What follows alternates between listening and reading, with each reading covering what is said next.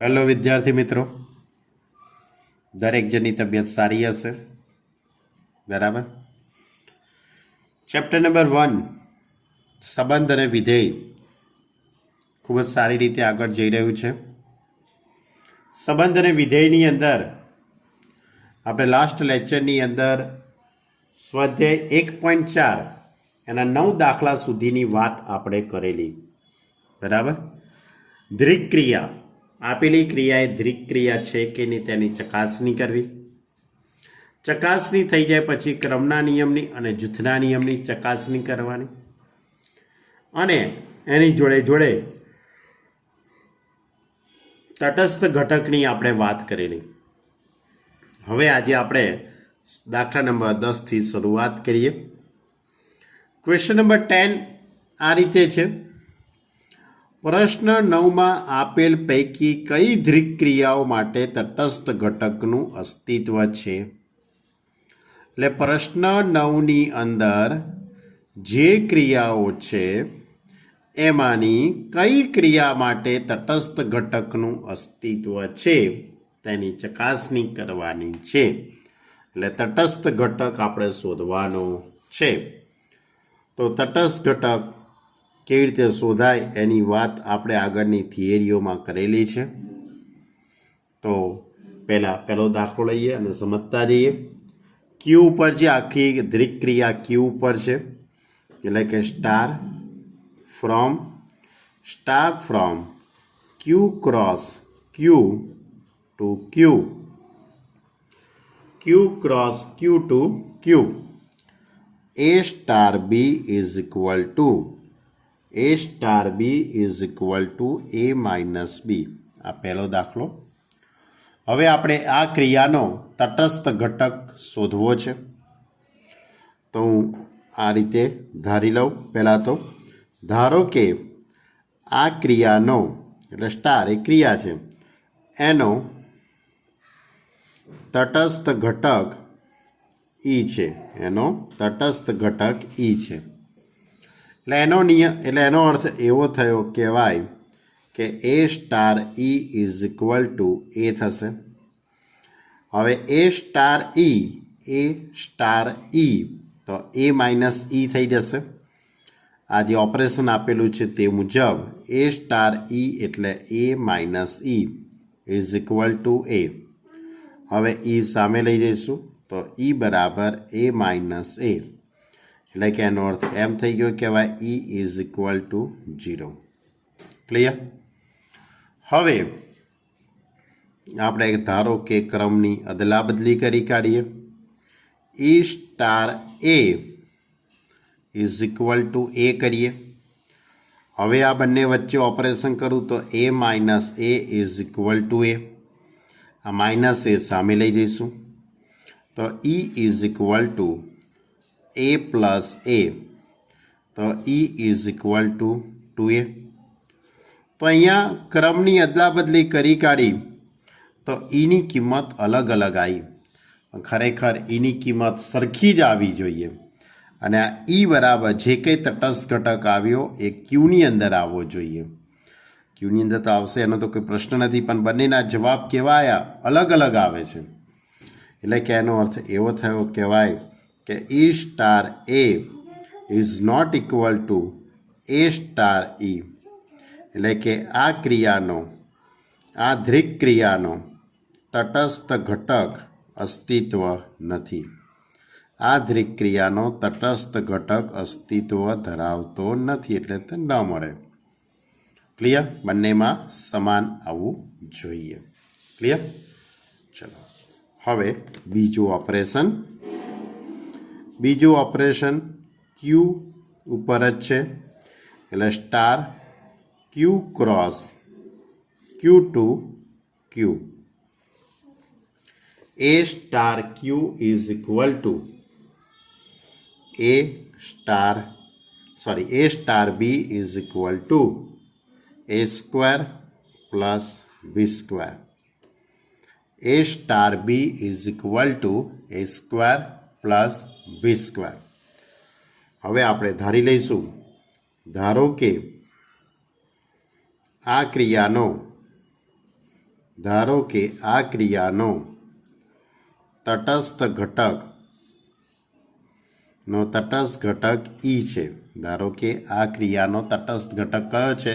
ઈ છે. એટલે એની ઉપરથી લખાશે A star E is equal to A. હવે આ બંને વચ્ચે આપણે ઓપરેશન કરીએ તો A square plus E square is equal to A. એટલે એની ઉપરથી લખાશે E square is equal to A minus A square થઈ જશે. શું થઈ જશે? A minus A square. હવે બેઝિકલી તમે થોડુંક વિચારો કે A માઇનસ A સ્ક્વેર આ સંખ્યા કઈ આવશે? પોઝિટિવ કે નેગેટિવ આવે? દાખલા તરીકે 3 લઈએ, A બરાબર હું 3 પસંદ કરું તો 3 માઇનસ 9 થશે. A બરાબર 3 મૂકું તો 3 માઇનસ 9 એટલે -6 થઈ જવાનું. -6 એ તો ઋણ સંખ્યા થઈ એટલે ઈ સ્ક્વેર. જ્યારે અહીંયા તો ઈ સ્ક્વેર છે. ઈ સ્ક્વેર તો હંમેશા ધન જ હોઈ શકે. એટલે કે E square is equal to A minus A square. એ આ સંખ્યા ધન હશે નહીં. એટલે લખીશું કે ઇઝ લેસ ધેન 0, જે શક્ય નથી. આ વસ્તુ શક્ય નથી એટલે આપણે આની ક્રમની અદલાબદલી કરીને ચકાસણી કરવાની કોઈ જરૂર રહેતી જ નથી.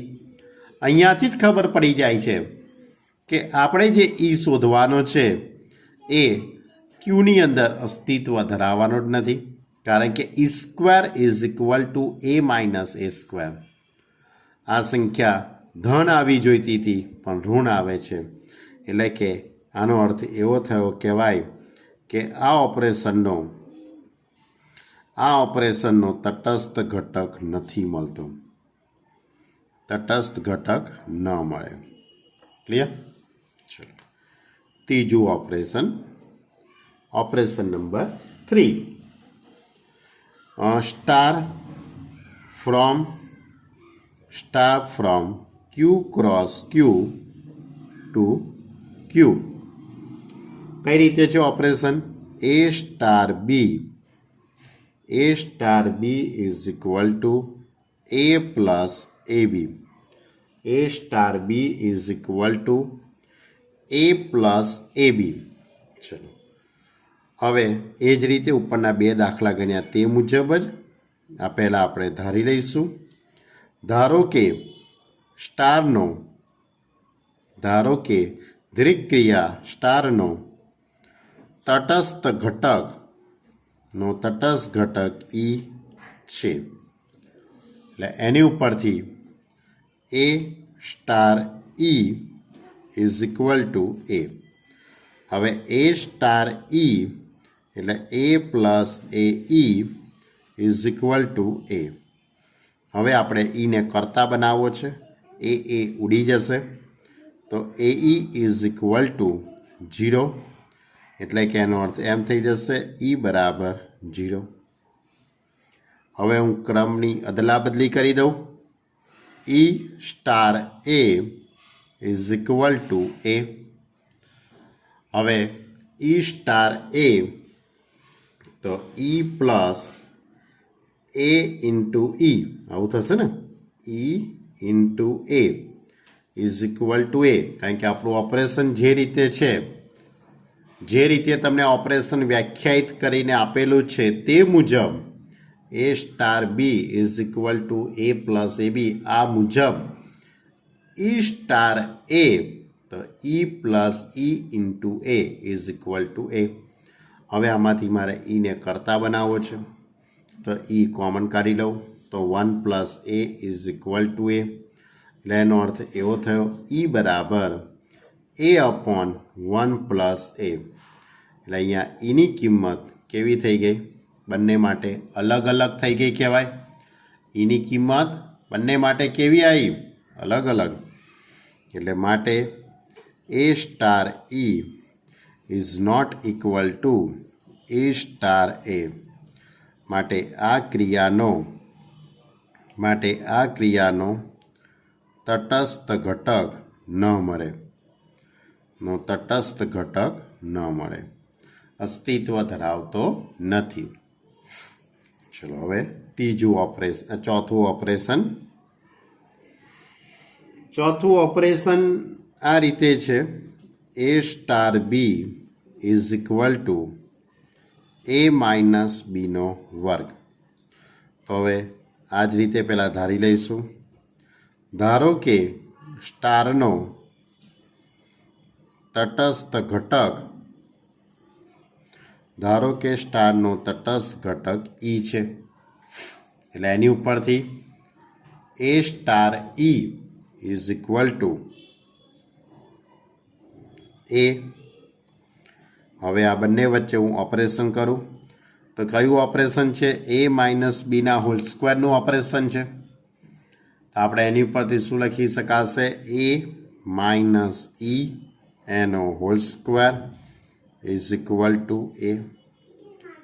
હવે A minus E no whole square is equal to A तो हूँ ई ने करता बनावूँ तो something A minus E is equal to plus और माइनस ए लखाशे एटले के अने त्यार पछी ई ने करता बनावूँ। जो बीजी एक लॉजिक पण आपणी जोड़े एवुं छे के अहींया ए कोईपण संख्या होई सके। आ ए हशे ते क्यू मांथी ज होवानुं छे कारण के आपणुं ऑपरेशन क्यू पर व्याख्यायित छे। तो A minus E no whole square is equal to A minus E no whole square is equal to A. आ शक्य नथी एवुं कहूं छुं। केम? कारण के आनो वर्ग तो धन थवानो पण ज्यारे ए तो कोई पण ऋण संख्या होवानी छे बराबर। ऋण संख्या होई शके ने धन ज एवुं कोणे कीधुं? दाखला तरीके -2 लઉં तो -2 minus E no whole square is equal to -2 पण ए शक्य ज नहीं बराबर। एटले के ए ऋण पण होई शके छे एटले के आ वस्तु शक्य नहीं। एटले के आपणे आनी आगळ कशुं विचारवानी जरूर छे नहीं। आनो तटस्थ घटक ज नहीं मळे आ ऑपरेशननो। बहुत सहेलामां वात पूरी थई गई बराबर। नहीं तो ई ने करता बनावो ने पछी करो एना करता आज सीधुं लॉजिक है कि भाई A minus E no whole square is equal to A. It is not possible. दाखला तरीके ए माइनस ई -3 लઉં तो आवुं थाय के ना थाय? पण कोईपण संख्यानो वर्ग क्यारेय माइनस होय खरो? ए शक्य है? शक्य ज नहीं ने। એટલે કે આ operation it is not a possible બરાબર। એટલે આ ક્રિયાનો તટસ્થ ઘટક અસ્તિત્વ ધરાવતો નથી। જો હવે પાંચમો દાખલો star from Q cross Q to Q એના માટે કયું ઓપરેશન આપ્યું છે? A star B is equal to Q है? A star B is equal to A B upon 4 आ ऑपरेशन है। तो पहला धारी लઉં। धारो के आ क्रियानो तटस्थ घटक ई है એટલે એની ઉપરથી A star E is equal to A એટલે એની ઉપરથી A into E upon 4 is equal to A उड़ी जશે એટલે E upon 4 is equal to 1 એટલે એની ઉપરથી E is equal to 4। Clear?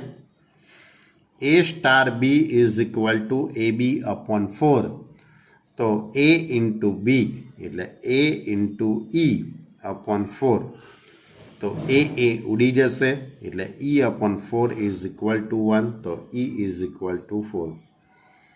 હવે અહીંયા ક્રમની અદલા બદલી કરી કાઢો। E star A is equal to A तो અહીંયા E into A upon 4 is equal to A उड़ी जશે तो E upon 4 is equal to 1 तो ई बराबर 4 આ પહેલું ઓપરેશન એવું થયું કે ભાઈ કે જેનો તટસ્થ ઘટક અસ્તિત્વ ધરાવ્યો, બરાબર. એટલે આ રીતે ક્રમની અદલાબદલી કરતાં ઈની કિંમત સમાન આવી જોઈએ અને આ ઈની કિંમત એ ક્યુની અંદર જ આવી જોઈએ, તો જ સાચું કહેવાશે. એટલે E is equal to 4 belongs to Q. માટે સ્ટારનો તટસ્થ ઘટક અસ્તિત્વ ધરાવે છે, નો ઘટક અસ્તિત્વ ધરાવે છે અને તે કયો છે? ઈ બરાબર 4. માટે સ્ટારનો એટલે આપેલી દ્વિક્રિયાનો તટસ્થ ઘટક ઈ બરાબર 4 થાય. ક્લિયર? તો આ રીતે આ ઓપરેશન એક સક્સેસફુલ ઓપરેશન કહી. ચલો છઠ્ઠું, star from Q cross Q to Q કયું છે ઓપરેશન ભાઈ? A star B is equal to A into બીનો સ્ક્વેર. કયું ઓપરેશન છે? એ ઇન્ટુ બીનો સ્ક્વેર. તો નિયમ પ્રમાણે જ આપણે તો લખીશું, ધારો કે સ્ટારનો તટસ્થ ઘટક, ધારો કે સ્ટારનો તટસ્થ ઘટક ઈ છે. એટલે એની ઉપરથી A star E is equal to A. હવે એ સ્ટાર ઈ એટલે એ ઇન્ટુ ઈનો square is equal to A. A ઉડી જશે એટલે E square is equal to 1. E square is equal to 1 એટલે ઈ ઇઝ ઇક્વલ ટુ ±1. આવું આવે કે ના આવે? આવે ને બાળકો? હવે માની લો કે હું ક્રમની અદલાબદલી કરી દઉં. માની લો કે હું ક્રમની અદલાબદલી કરી દઉં. E star A is equal to A, તો A into A square is equal to A થઈ ગયું ભાઈ. તો ઈ બરાબર 1/a થઈ ગયું ભાઈ. શું થયું? આ તો ગડબડ થઈ ગઈ ભાઈ. આમાંય જવાબ અલગ ને આમાંય જવાબ અલગ, બંનેમાં જવાબ અલગ અલગ આવ્યા. એટલે કે આ ઓપરેશનનું તટસ્થ ઘટક અસ્તિત્વ ધરાવતો નથી. એટલે કે એ star E is not equal to E star A. માટે આ ક્રિયાનો તટસ્થ ઘટક ન મળે, તટસ્થ ઘટક ન મળે. એટલે આ એક ઓપરેશન એવું હતું કે એનો તટસ્થ ઘટક ન મળ્યો. ખાલી એવું કહી શકાય કે આ 6 દાખલામાં આ એક જ દાખલો એવો છે, આ એક જ કે જેમાં તટસ્થ ઘટકનું અસ્તિત્વ છે. બાકી કોઈ દાખલામાં તટસ્થ ઘટકનું અસ્તિત્વ આવ્યું જ નહીં. ઓકે, કશો વાંધો નહીં. હરીને ગમ્યું એ ખરું. ચલો ત્યારે હવે 11મા દાખલાની રકમ વાંચું બાળકો. 11મો દાખલો આ રીતે છે. ધારો કે A is equal to n cross n. Question number 11. Question number 11. A is equal to n cross n. હવે કયું ઓપરેશન છે?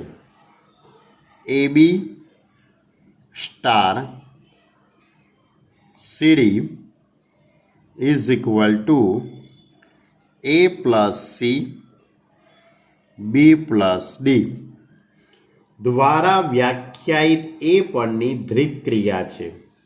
સાબિત કરો કે આ ક્રિયા સમક્રમી છે અને જૂથના નિયમનું પાલન કરે છે. સાબિત કરો કે આ ક્રિયા સમક્રમી છે અને જૂથના નિયમનું પાલન કરે છે. અને આમાં જ બીજો દાખલો છે કે જો સ્ટાર માટે એમાં કોઈ એકમ ઘટક હોય તો પણ તે શોધી કાઢો. સ્ટાર માટે એકમ ઘટકનું અસ્તિત્વ હોય તો પણ તે શોધી કાઢો. એટલે આ પ્રશ્નની અંદર 3 દાખલા છે. કેટલા દાખલા છે? 3. એક ક્રમનો નિયમ, જૂથનો નિયમ અને તટસ્થ ઘટક. બરાબર. ચલો હવે star from n cross n to n આ રીતનું ઓપરેશન છે આખું. બરાબર. આ રીતનું ઓપરેશન થશે આખું અહીંયા. કારણ કે ક્રમયુક્ત જોડની અહીંયા વાત કરવાની છે બાળકો. અહીંયા વાત તમારે કોની કરવાની છે? ક્રમયુક્ત જોડની. હજુ પણ મેં ખોટું લખ્યું છે. અહીંયા a cross a to a આવશે. બરાબર. તો a cross a to a પરનું ઓપરેશન આવશે. બરાબર. તો પહેલો પ્રશ્ન આપણો એવો જ છે કે ભાઈ સમક્રમિત છે તો તમે કોઈ પણ 2 ક્રમયુક્ત જોડો. હવે અત્યાર સુધી તમે દાખલા લીધા 1 થી 10 દાખલા. 1 થી 10 જે દાખલા હતા એમાં કોઈ સંખ્યા વિશે આપણે વાત કરતા હતા. 2 અને 3 લઈ લેતા હતા. 2 સ્ટાર 3 અને પછી 3 સ્ટાર 2. જો બંનેનો જવાબ સરખો આવે તો સમક્રમી છે એવું કહેતા હતા. પણ અહીંયા તમારે ક્રમયુક્ત જોડ લેવી પડશે.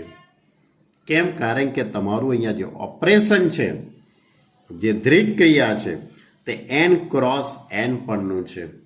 એટલે કોઈ પણ 2 ક્રમયુક્ત જોડો વચ્ચે તમારે વાત કરવી પડશે. તો હું ધારી લઉં એક ક્રમયુક્ત જોડ 2 3 અને બીજી ક્રમયુક્ત જોડ 4 5 લઉં છું.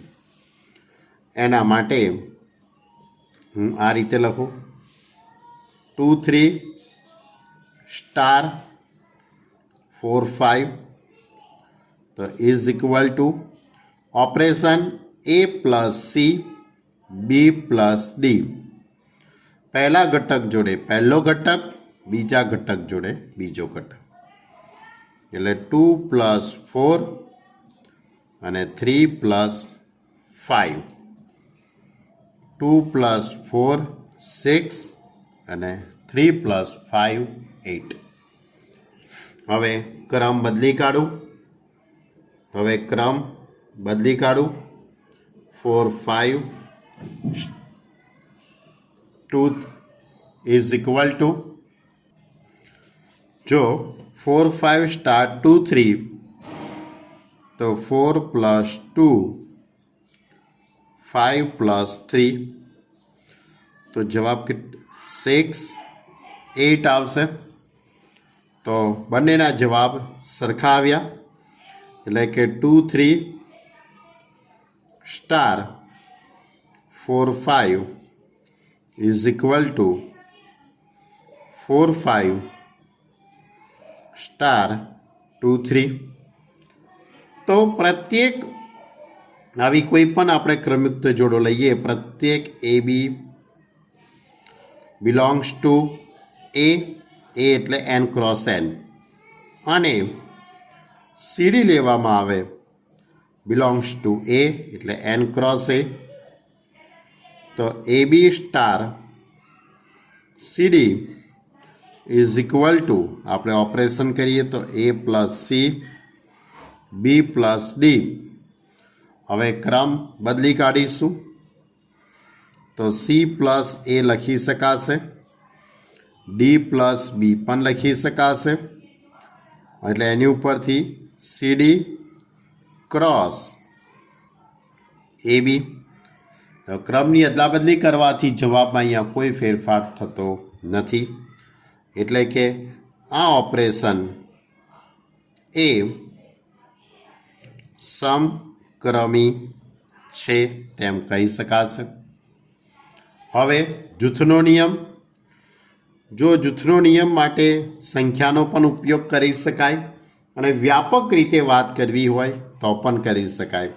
તમને જે અનુકૂળ લાગે બેમાંથી કોઈ પણ એક રીત લખી શકો છો. હું અહીંયા બંને રીતો લખું છું. ક્રમયુક્ત જોડ પણ લઈને બતાવું છું અને વ્યાપક રીતે પણ ક્રમયુક્ત જોડ લઈને લખી બતાવું છું. તો ધારો કે 2 3 4 5 અને 6 7 એના માટે 2 3 સ્ટાર 4 5 સ્ટાર 6 7 4 5 સ્ટાર 6 7 તો ઇઝ ઇક્વલ ટુ 2 3 સ્ટાર, હવે આ બંને વચ્ચે ઓપરેશન એટલે 4 + 6 5 + 7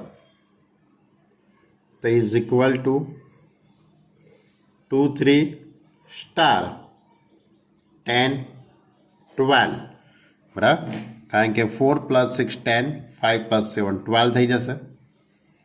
હવે આ બંને વચ્ચે હું ઓપરેશન કરું તો આ રીતે લખાશે 2 + 10 અને 3 + 12 તો 2 + 10 12 અને 15. અહીંયા કોનું જૂથ હતું? 4 5 અને 6 7. હવે જૂથ બદલી કાઢીશ, 2 3 અને 4 5નું જૂથ કાઢી દઈશ. આ રીતે 2 3 સ્ટાર 4 5 સ્ટાર 6 7 આ બંને વચ્ચે ઓપરેશન કરું તો જવાબ આ રીતે આવશે 2 + 4 3 + 5 સ્ટાર 6 7 2 4 એટલે 6 8 સ્ટાર 6 7. હવે આ બંને વચ્ચે હું ઓપરેશન કરી દઉં તો 6 + 6 8 + 7 6 + 6 12 8 + 7 15. તો બંનેના જવાબ સમાન આવ્યા કહેવાય. એટલે કે માટે 2 3 star 4 5 star 6 7 is equal to 2 3 star 4 5 star 6 7. માટે પ્રત્યેક એટલે કે ટૂંકમાં સમક્રમી છે એવું સાબિત થઈ ગયું કહેવાય, જૂથના નિયમનું પાલન કરે છે એવું થઈ ગયું કહેવાય. હું તમને વ્યાપક રીતે લખીને બતાવું, બરાબર. તમારે વ્યાપક રીતે આ રીતે લખી શકાય કે AB belongs to A, CD belongs to A તથા બીજી કોઈ એક જોડ આપણે ધારી લઈએ. ધારો કે EF ધારી લઉં છું, બરાબર. કોઈ જોડ EF બિલોંગ્સ ટુ A, એના માટે AB star CD star EF આ રીતે કોનું જૂથ બનાવ્યું છે? CD અને EFનું. તો is equal to A star B star. હવે આ બંને વચ્ચે ઓપરેશન કરું તો C + E અને D + F. હવે આ બંને વચ્ચે ઓપરેશન કરું તો A + C + E લખી શકાશે અને B + D + F લખી શકાય. હવે સરવાળા માટે જૂથનો નિયમ સાચો છે અને આપણું જે ઓપરેશન છે તે n ઉપર છે, એટલે કે આ દ્વિક ક્રિયા એ પ્રાકૃતિક સંખ્યાઓ માટે છે. તો એને આ રીતે લખવું હોય તો પણ આપણે એને છૂટા પાડી શકીએ છીએ. તો AB તો આ રીતે A + C આ રીતે જૂથ બનાવી દઉં + E B + D + F. તો હવે આ છૂટા પડે તો A + C B + D star EF. હવે A + C અને B + D એટલે AB સ્ટાર CD આ રીતનું આનું જૂથ સ્ટાર EF।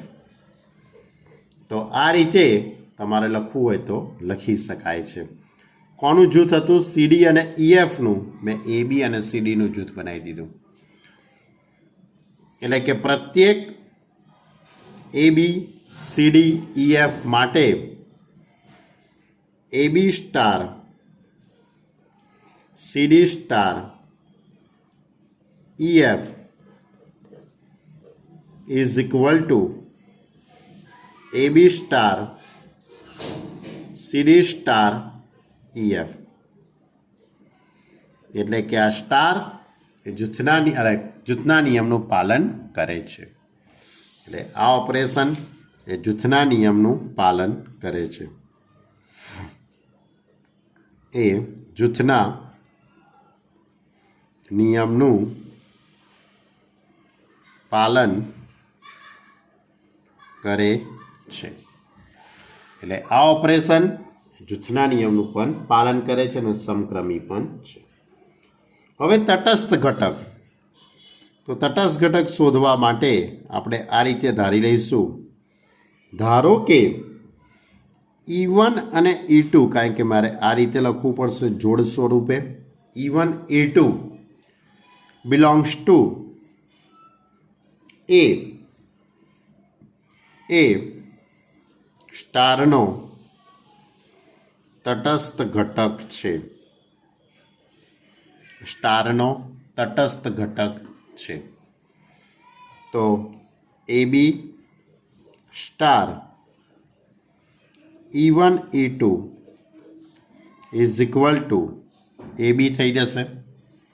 એટલે જે જોડ લઈએ છીએ એની જ જોડ આવવાની છે। હવે આ બંને વચ્ચે હું ઓપરેશન કરું તો A plus E1 B plus E2 is equal two AB લખાશે। હવે પહેલા ઘટક જોડે પહેલા ઘટકની હું સરખામણી કરી દઉં તો A પ્લસ E1 બરાબર A અને B plus E2 is equal two B। એ સામે જતા રહેશે એટલે E1 ઇઝ ઇક્વલ ટુ 0। બીને સામે લઈ જઈશું તો E2 બરાબર 0।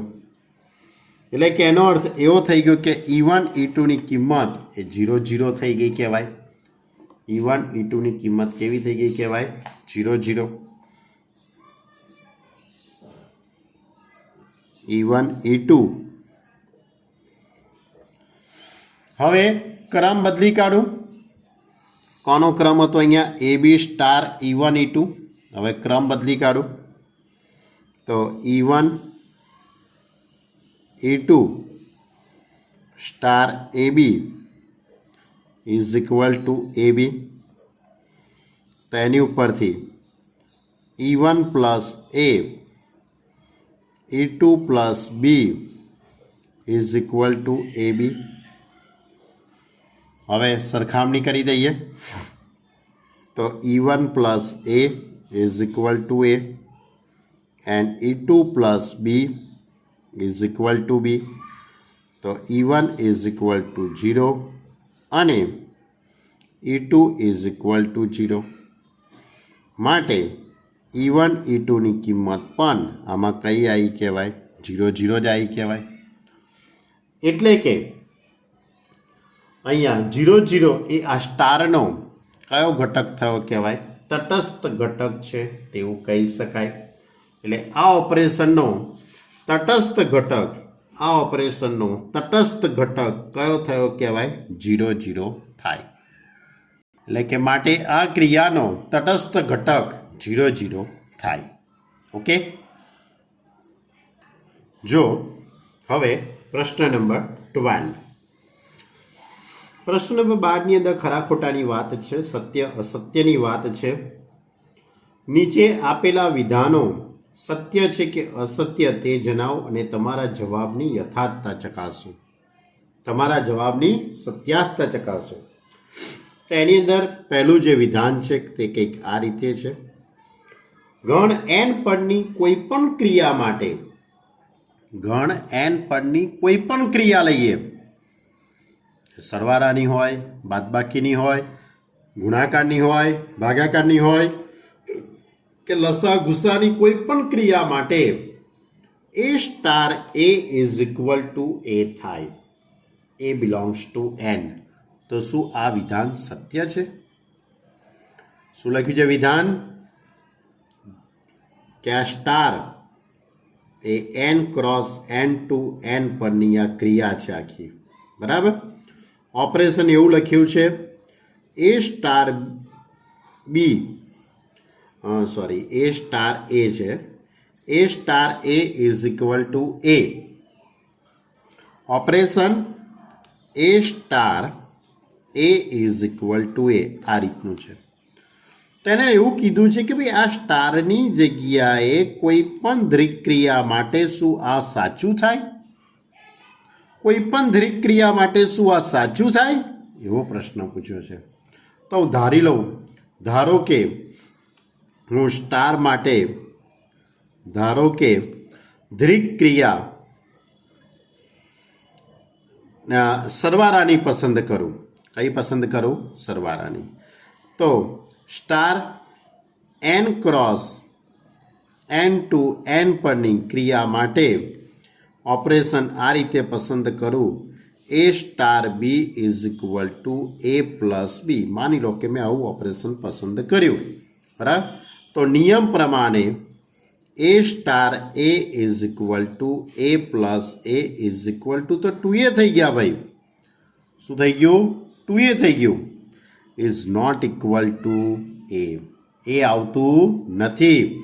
દાખલા તરીકે a star A is equal to a આ ઓપરેશન છે, એમાં હું સ્ટારની જગ્યાએ સરવાળાનું પસંદ કરું તો a plus a is equal to 2a થવાના છે. એ થવાના નથી. ધારો કે સરવાળાની જગ્યાએ કોઈ વિદ્યાર્થી ગુણાકારની ક્રિયા પસંદ કરતો હોય, એ ગુણ્યા a is equal to a square થવાના છે. Is not equal to A.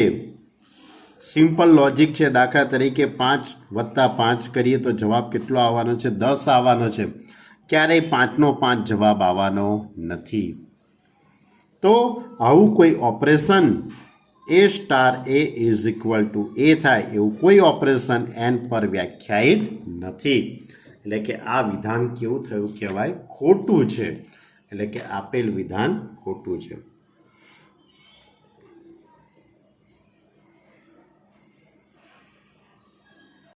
હવે આગળનું વિધાન આ રીતે છે, star from N cross N to n. Operation આ રીતે છે, a star b star c is equal to c star b star a. Operation આપેલું છે. આ ઓપરેશન સમક્રમી છે એવું તમારે સાબિત કરવાનું છે. આ ઓપરેશન એ સમક્રમી છે તેવું તમે સાબિત કરો. તો એ સ્ટાર બી સ્ટાર સી સમક્રમી છે. આ ઓપરેશન સમક્રમી છે એવું લખેલું જ છે. હા, સમક્રમી દ્વિક ક્રિયા હોય તો આ સાચું છે એવું પ્રશ્ન છે. એટલે આ સમક્રમી છે, પણ શું આપણે આના બરાબર આ લખી શકાય? ફરીથી વિધાન બરાબર સમજો. સમક્રમી છે તેવું નથી સાબિત કરવાનું. સમક્રમી તો આપેલું જ છે અને એને એવું કીધું છે કે આના બરાબર આ લખાય એવો પ્રશ્ન પૂછ્યો છે. તો જોઈ લઈએ આપણે. એ સ્ટાર બી સ્ટાર સી. હવે આના બરાબર હું ક્રમની અદલાબદલી કરી શકું. ક્રમની અદલાબદલી કરું બી સ્ટાર સી સ્ટાર એ. આખે આખું જૂથ પહેલાં લખી દીધું અને પછી એ. કેમ? કારણ કે આ ઓપરેશન એ સમક્રમી છે. આ ઓપરેશન એ સમક્રમી છે એવું રકમમાં આપેલું છે. હવે આ ઓપરેશન સમક્રમી હોય તો બી સ્ટાર સી લખો કે સી સ્ટાર બી લખો, જવાબ સરખો જ આવશે. તો C star b star a. એટલે કે કારણ કે સ્ટાર એ સમક્રમી છે. તો શું થઈ ગયું? જો આવી ગયો કે ના આવી ગયો જવાબ? એટલે આ વિધાન કેવું છે? સત્ય છે. આ વિધાન સત્ય છે. ચલો હવે છેલ્લે એક એમસીક્યુ આપેલો છે તમને, ક્વેશ્ચન નંબર 13. એમસીક્યુ કંઈક આ રીતે છે. Star A A cross B is equal to A cube plus B cube A cube plus B cube द्वारा व्याख्यायित एन पરની દરેક ક્રિયા છે તો સાચો વિકલ્પ પસંદ કરો। પહેલો વિકલ્પ છે સ્ટાર જૂથના નિયમને અનુસરે છે અને સમક્રમી બંને છે। સ્ટાર સમક્રમી છે પરંતુ જૂથના નિયમને અનુસરતું નથી। ત્રીજો સ્ટાર જૂથના નિયમને અનુસરે છે પરંતુ સમક્રમી નથી। ચોથું સ્ટાર સમક્રમી નથી અને જૂથના નિયમને અનુસરતું નથી। તો પહેલું આ રીતે છે operation A star B is equal to A cube plus B cube star from N cross N to N પરનું ઓપરેશન છે કા કોઈ પણ બે સંખ્યા પસંદ કરી લો। ધારો કે 2 અને 3 વચ્ચે હું ઓપરેશન કરું તો 2 ની 3 ઘાત 3 ની 3 ઘાત 2 ની 3 ઘાત 8 થાય 3 ની 3 ઘાત 27 થાય 27 પ્લસ 8 15 નો 5 નો વધી પડી એટલે 35 થઈ જશે। હવે 3 સ્ટાર 2 કરી દઉં તો 3 નો વર્ગ પ્લસ 3 ની 3 ઘાત 2 ની 3 ઘાત એટલે 27 પ્લસ 8 એટલે 35। જવાબ કેવા થઈ ગયા સરખા એટલે આ ક્રિયા સમક્રમી છે એટલે આ ક્રિયા એ સમક્રમી છે એટલે કે એ star B is equal to b star a એટલે આ ઓપરેશન એ સમક્રમી છે।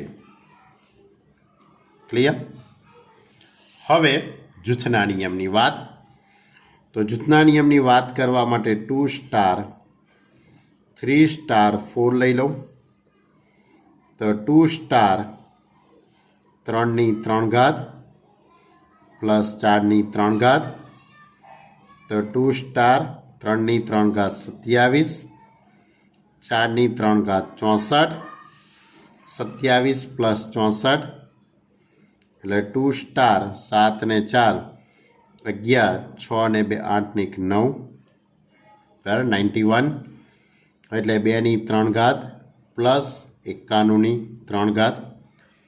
કેલ્સીની મદદથી તમારે સાદુરૂપ આપવાનું છે। હવે જૂથ બદલી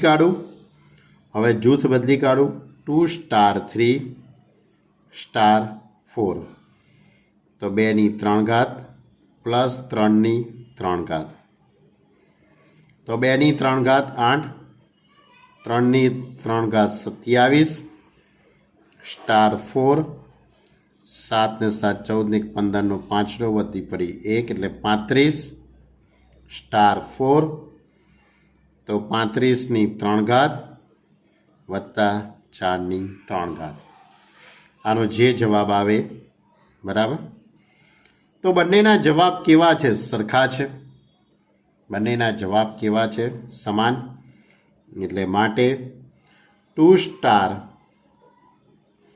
3 star 4 is equal to 2 star 3 star 4 એટલે કે પ્રત્યેક a b c belongs to n માટે પ્રત્યેક a b c belongs to n માટે a star b star c is equal to a star b star c માટે આ ક્રિયા એ જૂથના નિયમનું